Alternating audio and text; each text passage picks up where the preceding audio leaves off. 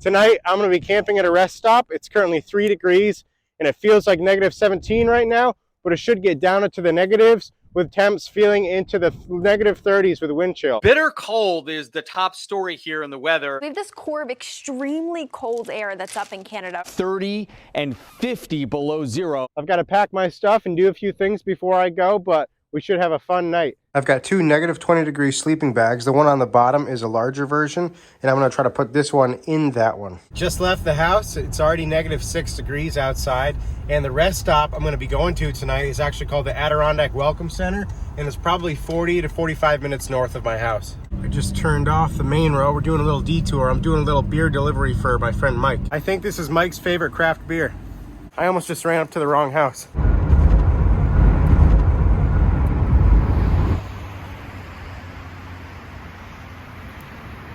We're here. Right as I got out of the car, it said it was negative 9 degrees, and I put on some extra layers. First thing I'm going to do before I have dinner is go check out the Welcome Center. I had my Crocs on for the drive up here, but before I got out of the car, I put on these big muck boots.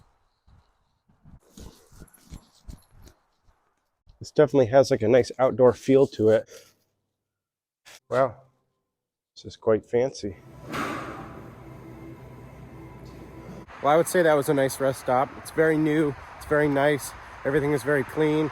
And even though there's no food vendors, I feel like the options in the vending machines were pretty sufficient. There are a good amount of cameras here, but based on the parking lot, it looks like there's no staff working here full time. Usually I cook on the stove back here, but since it's so cold and I was expecting there to be more wind in this, I prepared some stuff in a crock pot. As you can tell, I'm gonna be having dinner in the back of the 4Runner tonight. I've got my bed already set up over here. And then for dinner, I'm gonna be having some rice, broccoli with steak tips that's been warming up in this medium-sized crock pot running off of this Jackery 500 for like the last 3 hours.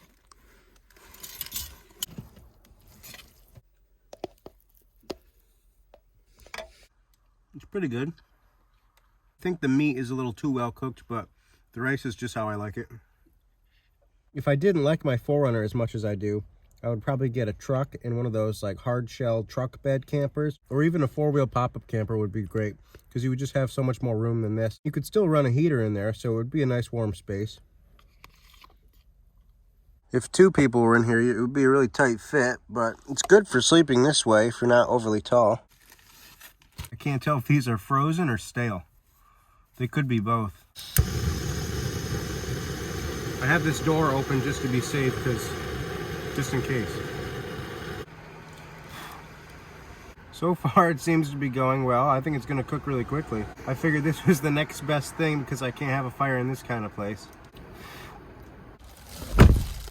I'd say that looks pretty good to me. This is always the tricky part, the one-handed taking the marshmallow off of the thing. Maybe I can use my foot here. Well, it's slightly cooked. It's good. Definitely could be warmer, and I knew that, but I didn't want to push my luck with this little stove in the car. It kept burning the outside super quickly, but it's still a good s'more for being made inside the car. Now that I got the s'more stuff all put away, I wanted to do a weather update, and it is currently negative 14 degrees outside. I don't know if you can see that. It says it feels like negative 36. But I don't know if I believe it. I'm sure if I was out there, I'd be much colder. But so far, with my 3 layers of pants on and 3 layers up top at this point, I'm still pretty good. Figured I'd go over a little bit more detail about what I'm actually wearing. Up here, I have a Patagonia Cinchilla.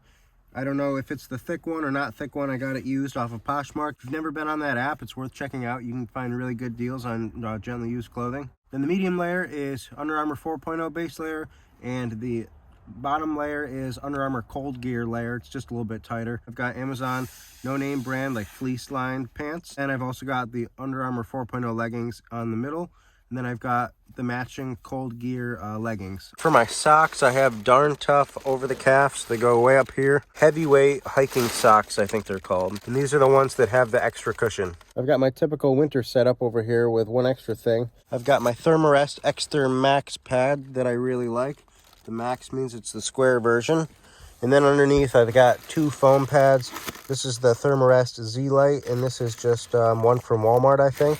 And then these are the Alps Mountaineering sleeping bags I showed you guys earlier. The model is the Blaze -20. And I really don't think I'm going to need both of them tonight. It's just not as bad as I thought. Now, if I was in the roof tent, I think this would be a different story. I think I would want all the sleeping bags that I can get.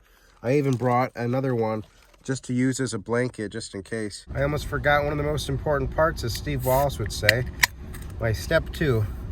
So, cheers to cold weather camping.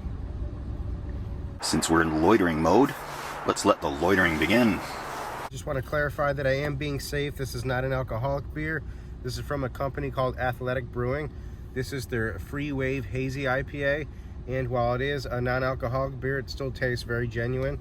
So if you're looking to like cut out calories, but you still want a nice beer IPA taste, you should really give this a try. This weekend last year, I went camping with my friends Kyle and Jesse, and it was -12 degrees out, and we were hanging out outside for most of it. And I didn't know what it was going to be like today. So I brought this with me because last year, this kept our drinks from freezing. Doesn't get any better than this. I was just laying in the back for a while reading different Reddit threads, and it got kind of cold, so I came up here to turn the car on for a little bit. It's getting kind of late, so I'm going to head out and use the bathroom one more time, and then come back and get in the sleeping bags for the night. Once I get back from the bathroom, I'll share a couple different camp stories that I've got. As I was changing my shoes, this Prius pulled up, and kind of looks like they're going to be staying there tonight. I don't really have any bad or scary stories from camping, or at least so far. My first one is when we went to Lake Harris, which is a New York State campground, in September of 2021. It's a very nice campground. If you've never been there, it's worth checking out. There's a lot of lakefront sites, but the problem is some of them are very close together. And we were next to a family that was bringing like their few toddlers camping for the first time. They were just screaming the whole night, like crying, screaming, not wanting to be there. And the parents weren't telling them to stop or anything, so I could get how camping for the first time is scary, but none of us slept, so that wasn't fun. The only other camping story that I could think of that I could classify as possibly scary was from this past September of 2022. Kate and I went to Utah for 10 days. For a couple days on the trip, we stayed in our little tent in an RV park near Page, Arizona, I believe it was. And one of the nights I got a bloody nose that was so bad. I don't know what it was. I think I just wasn't used to the dry air. But I didn't really realize it at first, so I was like still sleeping with a bloody nose.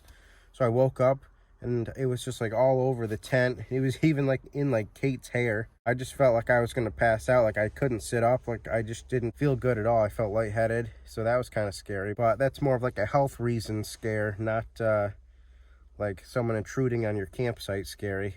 I'm going to bed. It's pretty late. I've got this little merino wool thing on my head just to be safe for the morning once it gets really cold in here. And I'll check in the morning.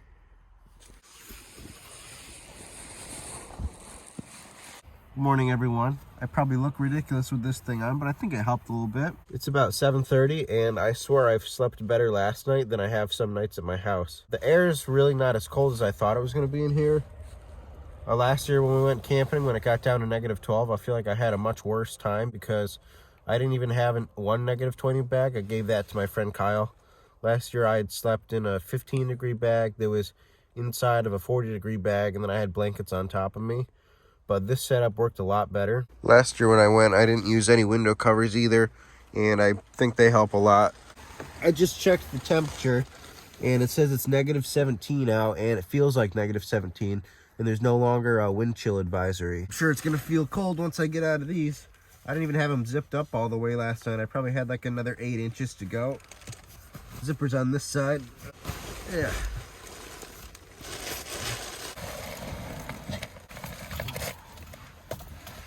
All right, let's see if the car has any trouble starting. Nope.